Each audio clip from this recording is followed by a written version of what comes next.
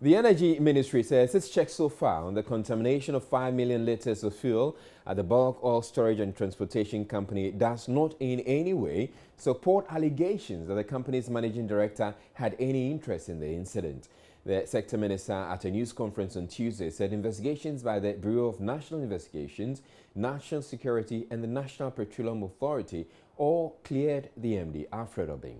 The ministry had only last week set up a committee to investigate the incident. That committee, according to Chairman Akua, will now submit its findings to another committee set up to recommend ways to avoid the perennial contamination of fuel at the company. Joy News' Favor Nunu has more in the following report. The Energy Minister told journalists that though there have been suggestions that the managing director of BOST deliberately caused the contamination so he could benefit from it subsequently, a cursory look at the dates the incident happened showed that the MD had not assumed office.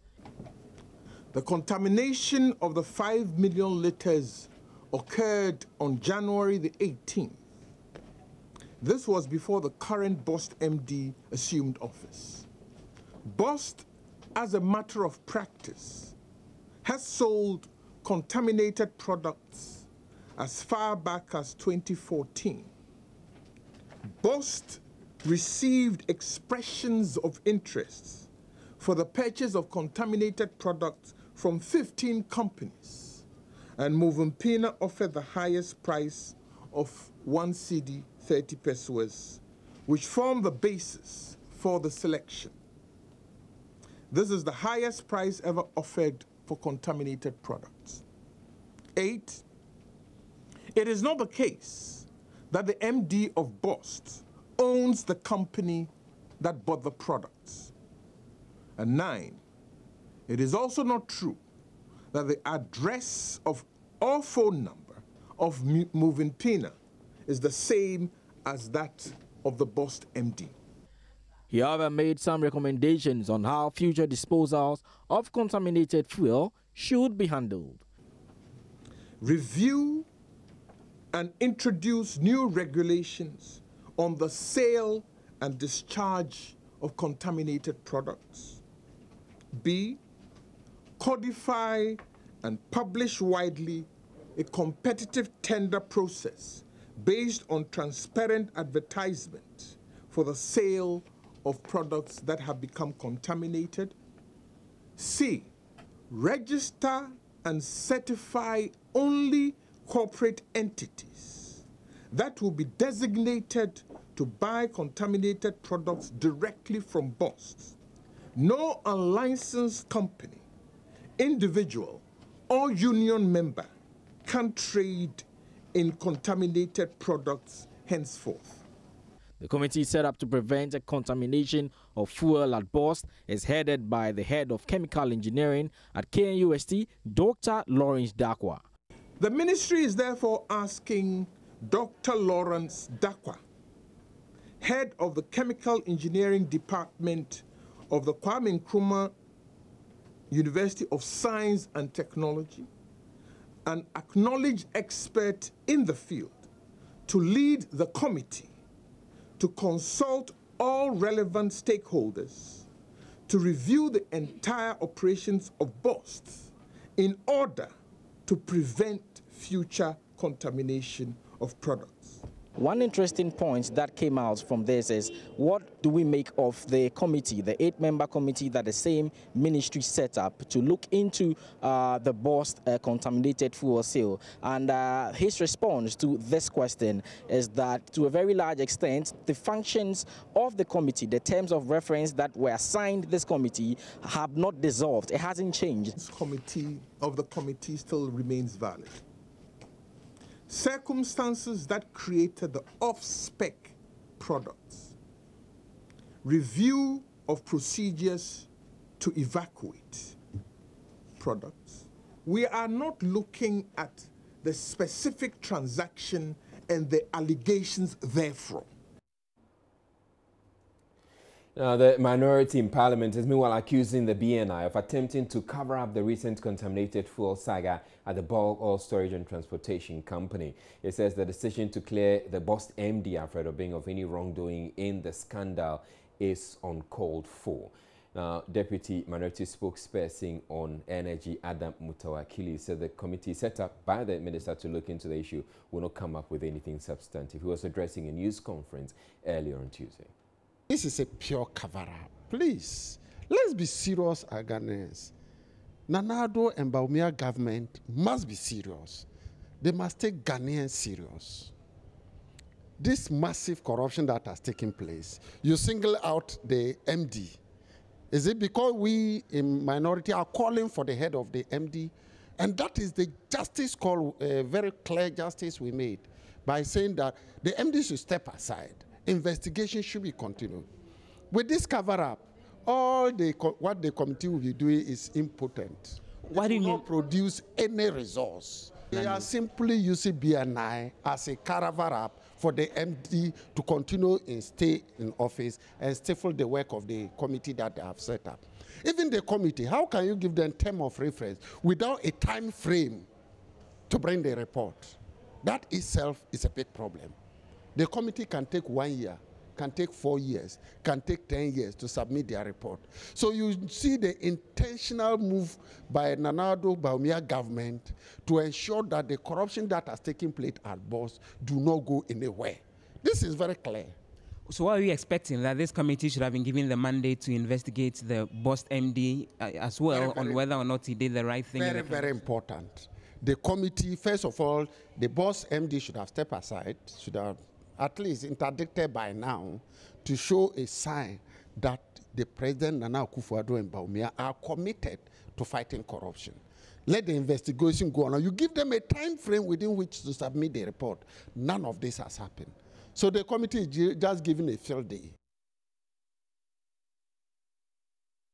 But the Energy Minister has denied the minority's claim that the findings of the state security agencies amount to a cover-up. Where is the cover-up?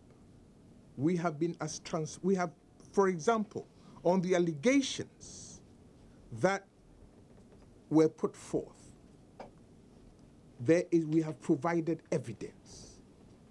We have the list of all the companies, the 49 companies and individuals that traded off specs, right?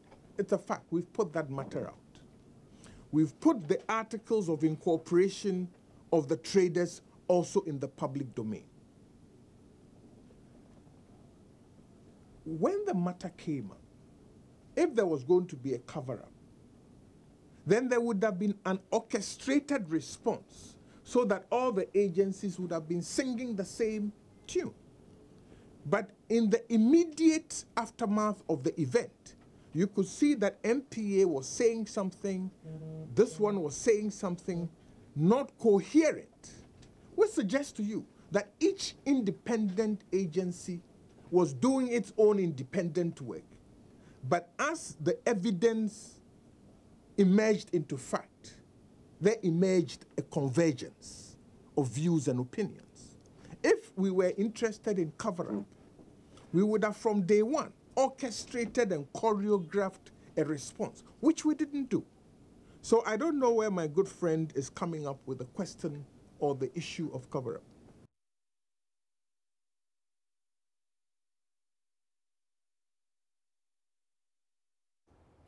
Now, search and rescue teams have reportedly retrieved one body from an illegal mining pit which collapsed on Sunday at Christian Suta in the Western region after a heavy downpour. About 17 miners are said to have been trapped when the pit caved in following the downpour. Rescue and the search operations are continuing, and we're joined on the line now by Best FM's Kojo Fletcher for the very latest update on this. Hello, Kojo. What can you tell us about the ongoing search and rescue operations? Well, the search team tells me that if they'll be able to retrieve anybody, then it will be around 9 in the PM because right now that the way is clear for them to go in there. They work assiduously to bring them out. Since morning, they worked and they were able to bring only one lifeless body out. I didn't see the body. I mean, all of us present, I didn't see it. We were told that they retrieved him and I placed somewhere in the pit, and later that few people brought out. The minister has also been there, and he has seen the area that the miners were operating, and he has said that he's found out that there are some recalcitrants who do not want to go along with the orders of the government, and that if they persist, then military will come in to flush them out. Now, briefly tell us how this whole tragedy came about. Come again, Israel. I'm asking, can you briefly tell us how this whole tragedy came about?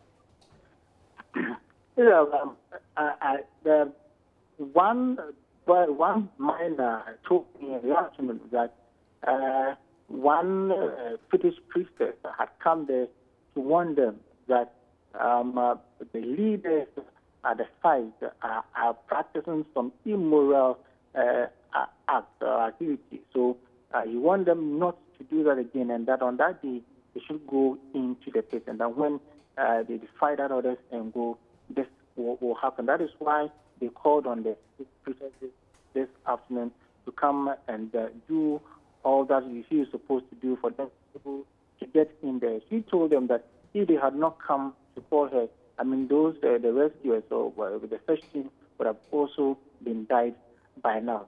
And also, I have the information that they had a blast. There was a rock in there that they wanted to get out so that they would be able to bind and get the gold. And that was why they sent in some explosives and they had a blast in there. So it was a blast that caved in, that resulted in the caving of the pit. But these are the spiritual that the physics teachers also talking about. Does it mean that the earlier reports that it was as a result of a downpour aren't true? No, they aren't true. It may be a cause, because whenever there are heavy downpours, the pit weakens, so it may be a cause of that. But officially, what you know now from the British priestess and also from the explosives that is sent in there to blast is what on now. And he's right, getting closer to the pit where the people went in there, we could even smell the smell coming, the scent coming there stinks, and the one can just see that all of them may be dead by now. All right, so you're saying that you can smell decaying bodies down there, and for you, that leads to a conclusion that the people may have died. Now, let's go back to the cause of this. Well, do you know if there was any downpour at all at this mine pit? There was downpour on that day that it occurred. Exactly.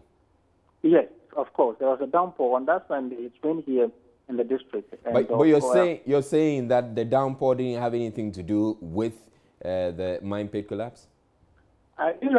For now, I know that when there's a downpour, it weakens, the system weakens because they go into the belly of the earth, and this is where, the rains will all go.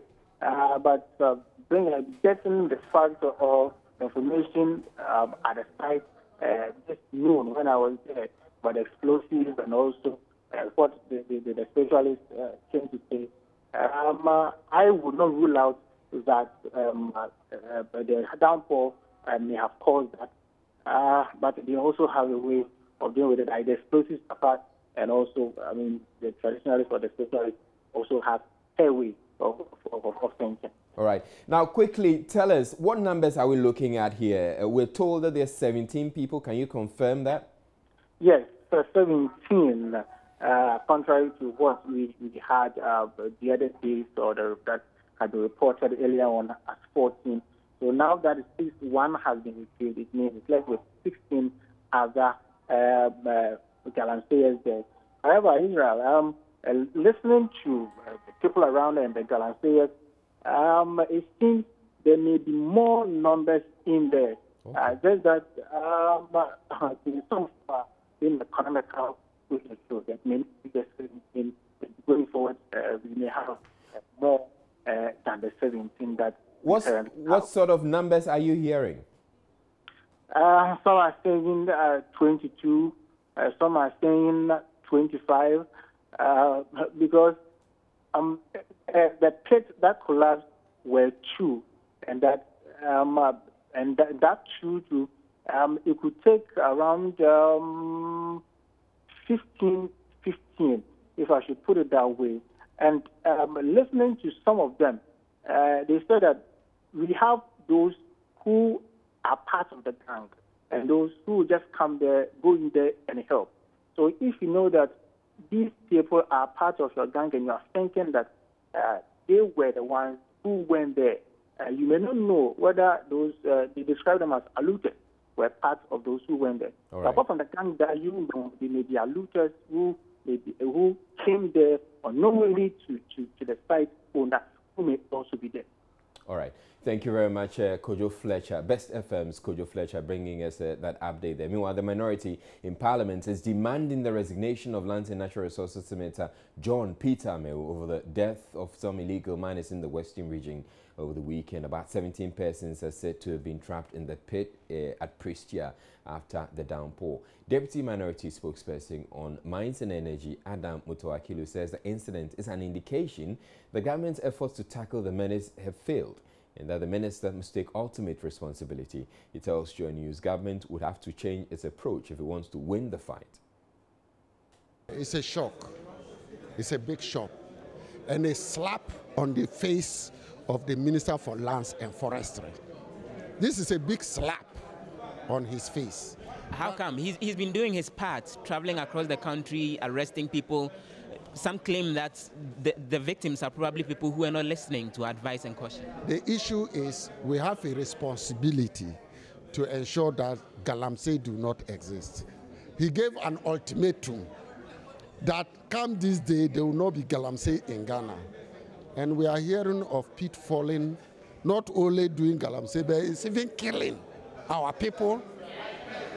It's even killing our people. And you say I shouldn't say it's a slap on his face. Ministers don't arrest people. The institutions should arrest people. If you're a minister and you only go around and think that going around alone is enough, I think we are deceiving ourselves. So you think the minister should take ultimate responsibility for what has happened? The mining falls under the Minister of Lands and Natural Resources. Who is the minister there? The Minister for Lands and Forestry. But Deputy Minister for Lands and Natural Resources Benito Subio has dismissed the claims by the minority that the recent galamsey tragedy amounts to a failure of government's anti-galamsey campaign. The Deputy Minister, who was at the site of the tragedy earlier on Tuesday, said to the contrary, the incident, though tragic, sends clear signals to recalcitrant illegal miners that they need to halt the activities. Speaking on the polls, Benito Subio said government is providing logistical support for local miners who are leading the rescue operation, which he describes as cumbersome.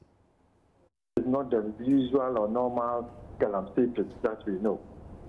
This is an underground pit or shaft or whatever that they call it.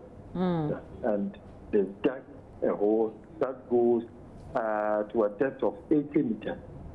And at the same time, they go lateral like that. And so it's a very cumbersome thing. They don't have any drawings of how the pit or the underground looks like. So it's a bit difficult. The only people that you can risk allowing them to enter are these same galamsey people, because they know the loopholes or whatever. They know the underground very well because they dug this. Yes. And we are relying on them, giving them the support, giving them news, giving them the gear, giving them, supplying them all what they need to be able to undertake the job. Right. Does this not undermine the fight against galamsey that was put out strongly, especially by your minister and, of course, by the entire ministry? That is what the minority is saying. I'm surprised that they are saying this. They should give us all the necessary encouragement that we all need to be able to fight this menace. They were in power for 8 years. They were never able to do this, even get to the extent or the stage where we've reached. Yes, over 80% of galamseyers are out of the system. They've moved on. But we still have some 20% recalcitrant ones. Some of them are the ones who have died. It's unfortunate I have to call the dead recalcitrant. But please, what we have seen is a very massive improvement. Watching Journey's Prime, still to come with the bulletin. The coalition of unemployed veterinary technicians are vowed to stay at the premises of the Ministry of Food and Agriculture until they receive their employment postings. Will be live at the ministry to bring you their comments. Stay tuned, we're back in a bit.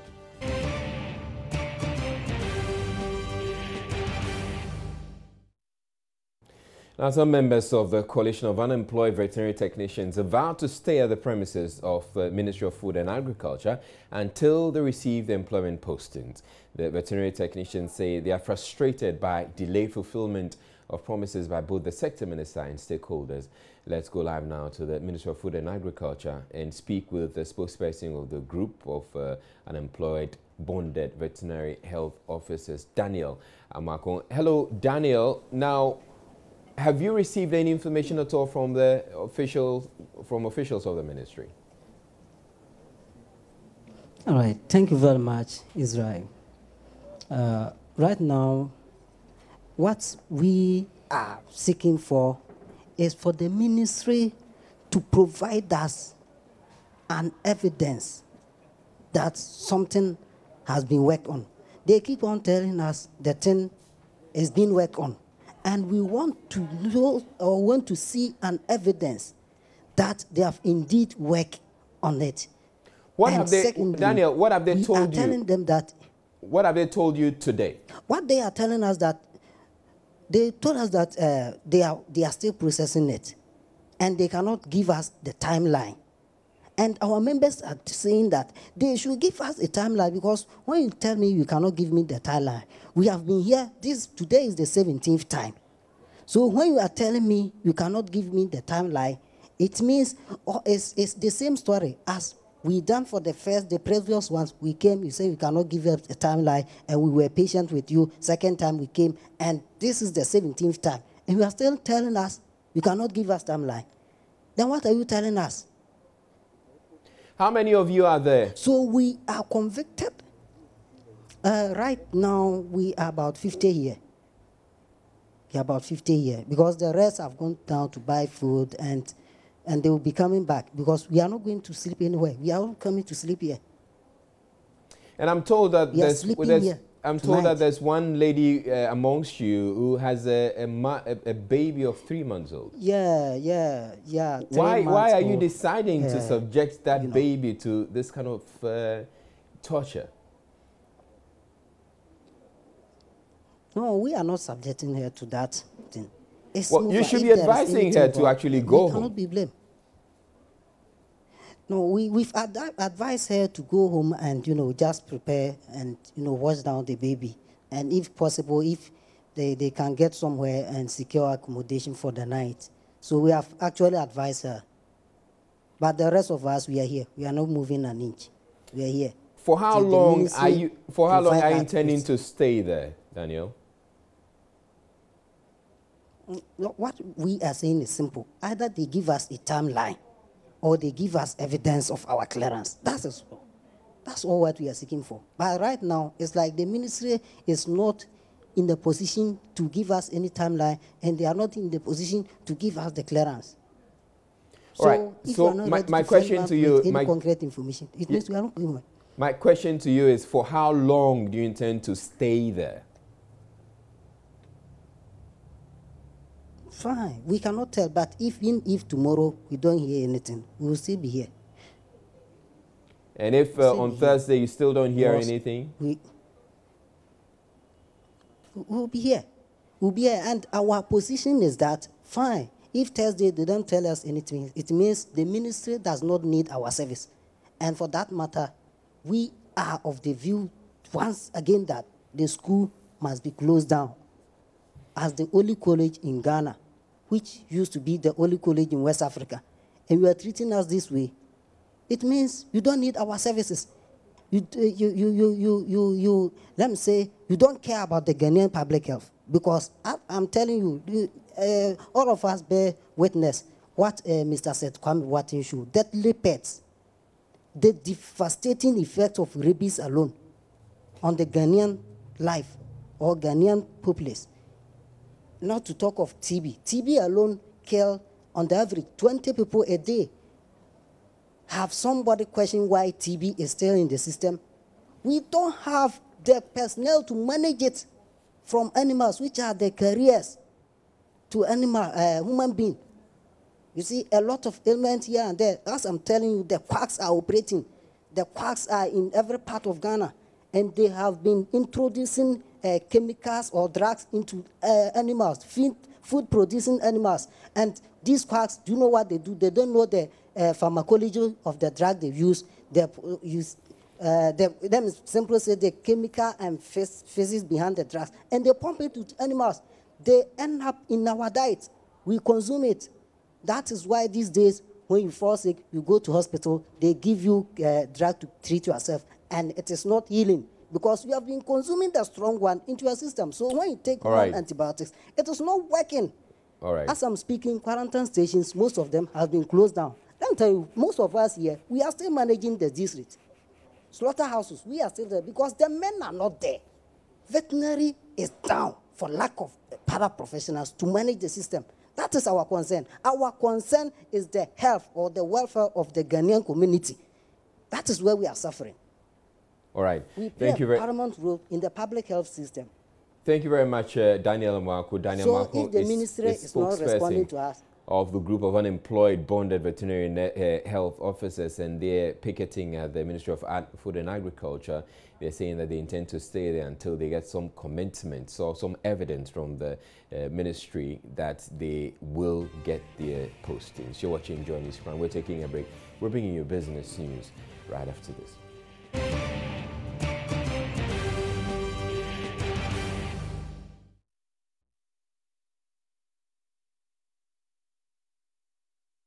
Welcome to business. The Finance Ministry says it has no intention of scrapping the VAT flat rate scheme because it's aimed at addressing loopholes in tax collections from various businesses. Some manufacturing firms and retailers are said to have increased prices of goods and services as a result of the 3% increase in the VAT rate.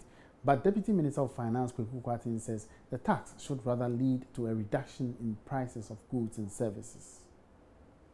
I do not think that this flat rate, a flat VAT rate, should lead to any increases in prices at all. I have heard worries that this may be so. There need not be. If you were in the past doing standard VAT, you paid 17.5 input VAT, and of course, when you sold, you collected output VAT from your customers, and then you set it off and you paid the margin to government. This time round, the 17.5% you have to collect from your consumers and pay to government is no more there. You are required to pay just 3%. So ordinarily, one would have expected that prices would drop by 14.5%, being the difference between 17.5 and 3%. But prices are not going to drop because the margin between 17.5% and 3% would be used to pay off or to offset what in the past was the input VAT for many of these wholesalers and retailers. It is revenue neutral. It should not lead to increment at all. In fact, if you look at the figures closely, it is government, if anything at all, that will lose some revenue because prices would have had to come down marginally, and therefore there's no case at all whatsoever for prices to go up. We will continue engaging. Thankfully, there are traders in the distributive trade who are happy that this is not going to lead to increase in prices.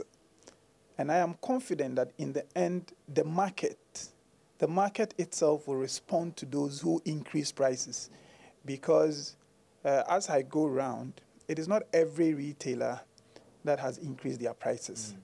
And I think those who increase, because the increment ought not to happen, would either have to revert back to the old prices, or consumers themselves should shop around a bit and look at those. The Agric Minister, Dr. Akua, has hinted of plans by government to engage banks to help secure funding for fruit and vegetable production. This is coming in the wake of the ban on fruit and vegetable exports into China and Europe over quality standards. The Agric Minister said plans are also underway to find a lasting solution to the financing challenge of the exporters to the economy's benefit. But President of the Concerned Farmers Association, Nana Obuade Opambo Boating, says there's more to the issue than just working with farmers to lift the ban. Yeah, the whole issue is like we are not serious as a country, because I have not heard Cote d'Ivoire being banned for this, even Togo here being banned for this. But why Ghana? All because measures that are supposed to put in place are not there. Talking about cold room and the other things, where are they? And one, there was even an incident that a cold van was even given to the vegetable farmers just to use. This cold van, there's no whereabout of the cold van as I'm speaking to you. Yeah, I even reported the time that Honorable Fifi Kwete was the minister. I even confronted him a program and even questioned someone that where is the cold van? The person just said, Honorable, this and that, and up to now. So it's like Ghana is a country that everything that you see it on TV and other things are documented. When you talk about policies, we are very good, but implementation is weak, and we don't do it at all. Because how come all this thing is happening? Somebody did not do his job somewhere. That is why all these things are happening. And then talking about standardability and other things, we don't have it here in this country, unless the export side. And we are not together as one. That is another problem. That is what we have to check, because fine, everybody won't go into export. Everybody won't go into export. If we have a group, or let's say a group, in a way that if you want to maybe export your mango or maybe tomato to this and that, you'll be tagged, let's say, from AB, so that when your product goes to the place and then there's a problem, you will be notified that it was your product. But in Ghana, we don't have such a thing. I don't know. Because they are serious with their farming activity. You can't compare Cote d'Ivoire to Ghana when it comes to agric. No, they are far ahead. Let's look at some of the things they're doing. Because they do they have a cold van which will carry the stuff from the farm to where the destination of the thing. But here we don't have it. You will see mangoes being packed on a truck. The other day I saw even this van. Caravan, taxi caravan, full of pepper for export. Just imagine. So it's like we need to do our things very well, because when you go to Akua, Abidjan, they have the vans and other things that packed all these things. Very nice. The IMF has confirmed it is in talks with government over the possibility of extending Ghana's program with the fund, but it was quick to add that the country is yet to send a formal request to the IMF ahead of its board meeting on Ghana later this month. George has more. According to a statement issued by the IMF in response to some questions sent by Joy Business, the fund noted that any extension would have to be made formally by the authorities, and the IMF understands these issues are under consideration. This is despite claims by sources close to government that it has agreed in principle to extend the IMF program to December 2018. But it now looks like that intent is yet to be formally sent to the IMF, as the board prepares to meet later this month to consider this request and review Ghana's performance so far under the program. For some, the concern is that whether this formal request will be made on time so that it can be presented to the board later this month. This because this could be the appropriate time that the request can be considered if Ghana really wants to extend the program. The IMF in a statement also admitted that the program targets, especially on how government can spend, would also have to be reviewed if the extension request is indeed granted. This is to ensure that Ghana will be able to achieve the set objectives at the end of the program. The fund also is of the view that it is prepared to give authorities more time to restore fiscal discipline as envisaged in the 2017 budget. And that's all in business tonight. Thank you very much for watching. My name is Emmanuel Abuaji. Have a good evening.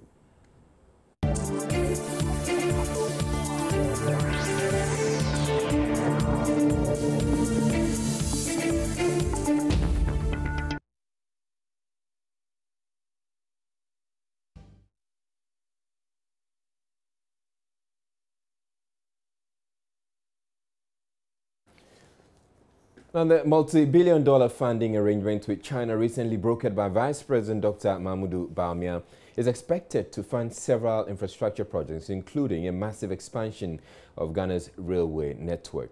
A number of interchanges, including one at Dankwa Circular here in Accra, are also expected to be built with a $15 billion funding from China.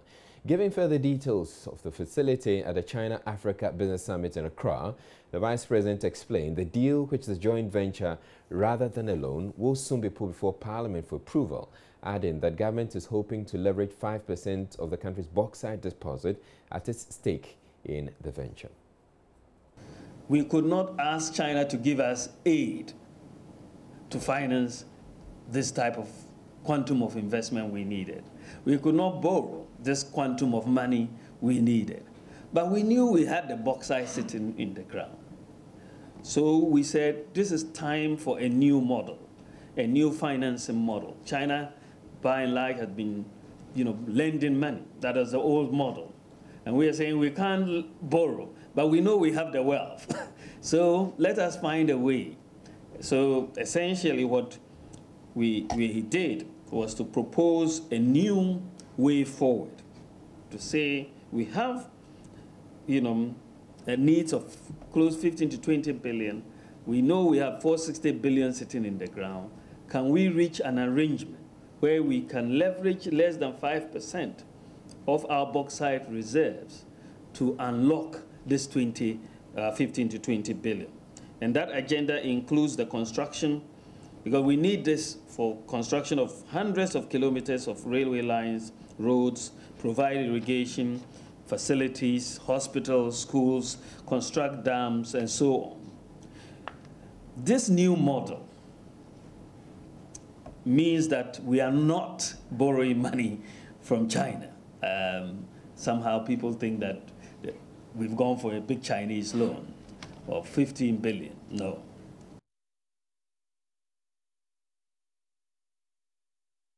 The Chinese ambassador to Ghana, San Buahang, says Ghana would have to move from exporting of raw materials to value addition. China has experience in development, technology, capital, and market, which can help breaking the bottleneck of Africa in infrastructure and talent shortage.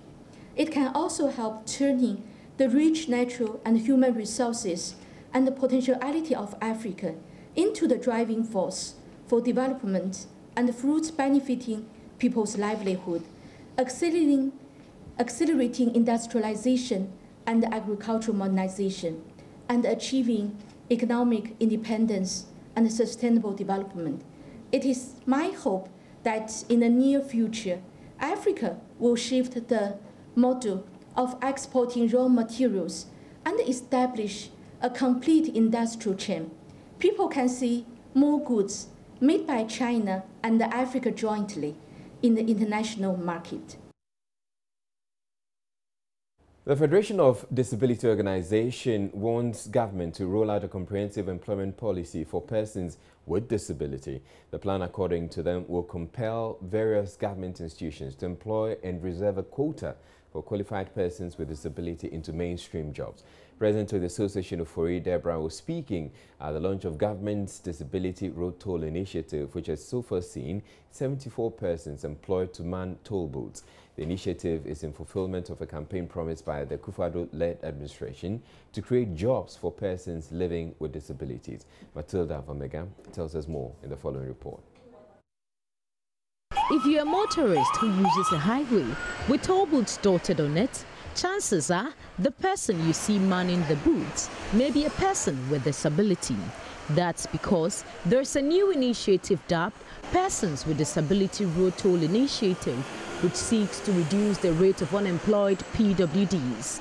74 persons out of the 80 persons who have successfully completed the training process are already manning these toll booths.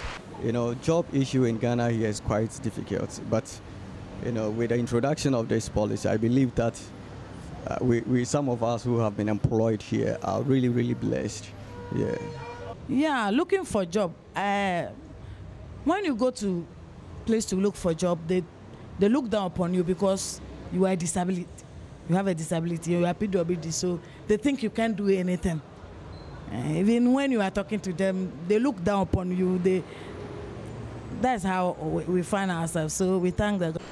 But the president of the Ghana Federation of Disability Organization, Koforidua, wants a more comprehensive employment plan for persons living with disabilities in the country. There are still many people, irrespective of their educational background, they are still discriminating against persons with disability on grounds of nothing but disability. Some will not even consider the qualification or competence that you hold, but the only denominator for them is the disability.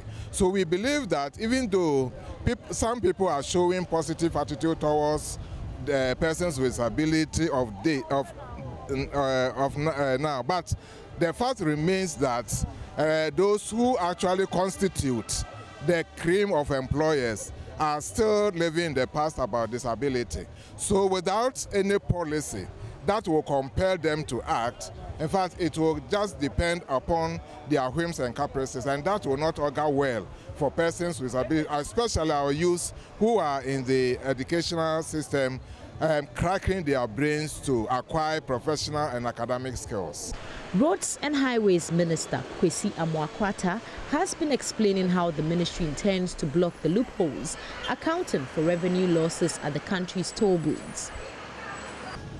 There have been some leakages, in the toll collection, and we know why we are saying that, and it's a human factor, That is why we are planning to automate all the booths, all the toll booths throughout the country. We have 35 in number as at now. 4 have been automated. The rest of the 31 are not. And gradually is our program and our vision to automate all of them. With the exception of the English Amanfum, Accra Plaza, Tema Plaza, and the Amasaman booths, which are automated and currently under contract, government intends to spread out the 200 persons with disabilities across the country. For Joy News, Matilda Pomaga, Accra. Well, the Roads and Highways Minister has been responding to concerns or allegations that the road fund is empty, or depleted rather. Kwesi Amoakwata says, contrary to reports, government inherited huge debts from the previous administration, which has put the ministry in an uncomfortable position to honor debt in the sector. It says government needs close to 5 billion cedis to settle its debts to road contractors. Road fund is a fund. Money trickles into it every day. There are 4 sources of funding. So money trickles in, but the question is whether the money at any particular time is enough to finance any road construction is the issue. Money comes in, but if I tell you the debt overhang, if I tell you the debt portfolio that we are handling now, what comes into that kitty is like a tip in the iceberg. That's what I can tell you. Nobody is saying that road construction is coming to a halt. Nobody should say that. But we are saying that we find ourselves in a very precarious, very difficult situation.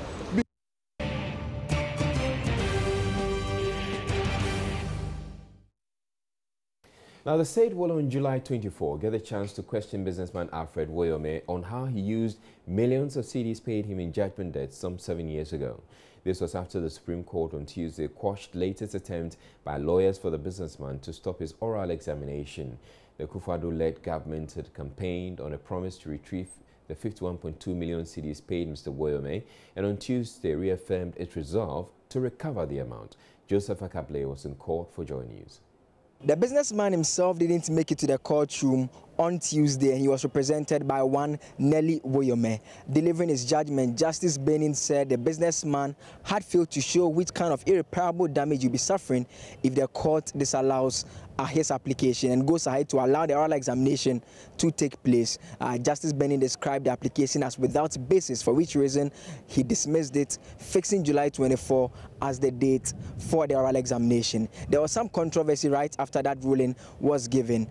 Deputy Attorney General Koforidua had wanted the oral examination to take place at the next date with immediate effect, but the concern by lawyer for the businessman, counsel Akua, was that the businessman was unwell, for which reason he was not in the courtroom. Koforidua, unhappy about this development, told the court that this formed part of ploys by the businessman to delay the court process. In fact, he requested that he be supplied with medical forms indicating that indeed the businessman had been treated and had been asked to stay at home for some time. Now, this document was provided him by lawyer Akua. Still dissatisfied, lawyer for the state, that is Koforidua, informed the court that it is interesting to note that the said documents had been acquired just a day after the previous court proceedings last week. Speaking to the press after court hearing, Deputy Attorney General Koforidua told the press the state was willing to ensure that they attach all properties and shares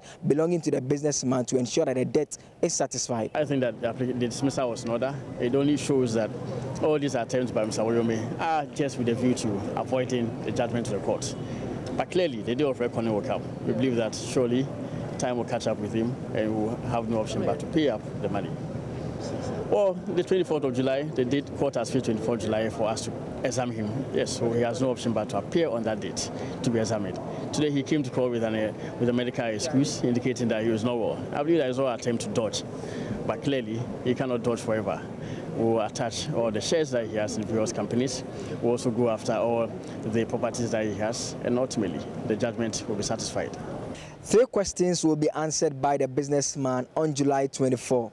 Whether he has properties capable of offsetting the debt, whether he has the means of offsetting the debt, as well as to tell the court how he spent the 51.2 million cedis paid him by the state. With the indication given by the Attorney General's Department, definitely will be one that all will be interested in.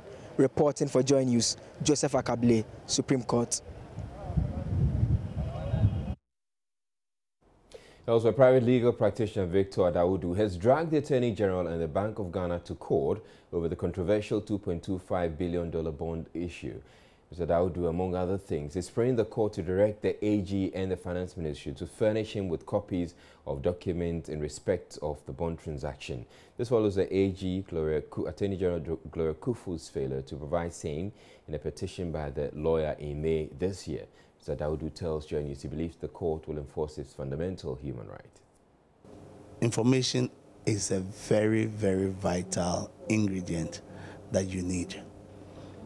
It is the, I won't say kakakuni of noises, but the debate that had gone on. And minority says one thing, government says this, Ministry of Finance says other. And if you put all together, it's incoherent. So where do we get the proper source of information? It is the government who entered into the contract.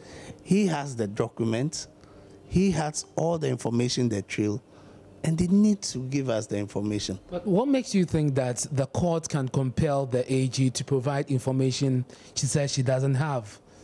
Why not just take on the Finance Ministry or the Bank of Ghana, for instance? I see in this writ that you dragged the Bank of Ghana to court. Why didn't you write to them initially, right away? No, you see, the Attorney General, by law, the Constitution says, is the principal legal advisor to government. It's about legal issue.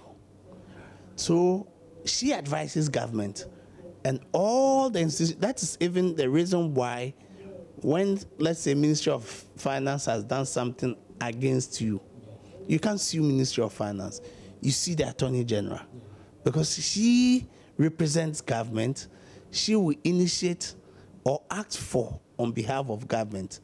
So anything legal must be directed to the Attorney General.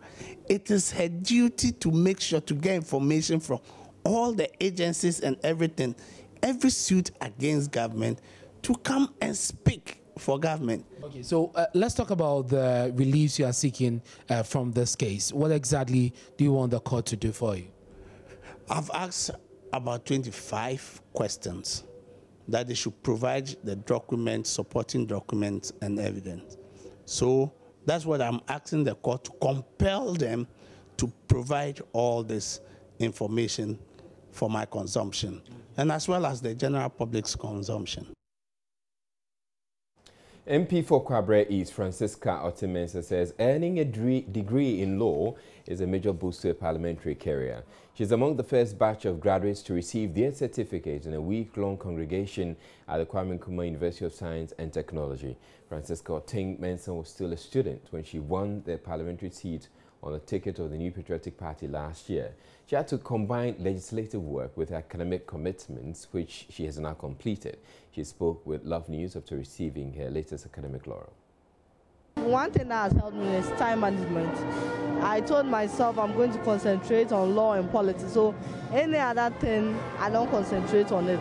So I think most of my time, my 24 hours, I use part of it for learning, part of it as my duties as an MP, and then of course part of it to relax. I think as a member of parliament, most of your duties is lawmaking. We know with passing of laws, there are lots of technicalities. Sometimes it has to do with the drafting.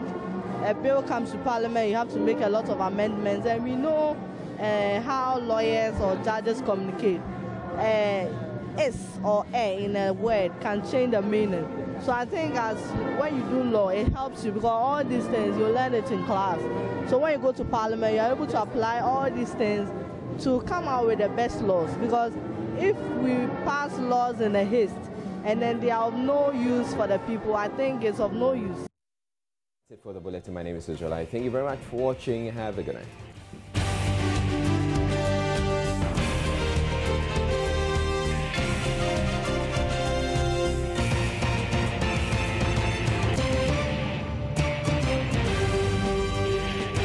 This is Joy News Prime.